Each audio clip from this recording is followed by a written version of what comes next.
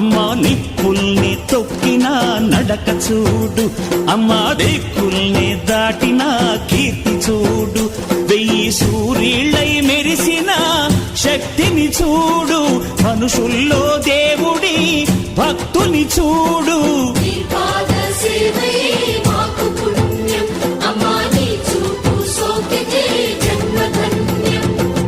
అమ్మా భవాని లోకాల నేలే ఓంకార రూపమమ్మా, తల్లిని మహిమల్ని చూపవమ్మా.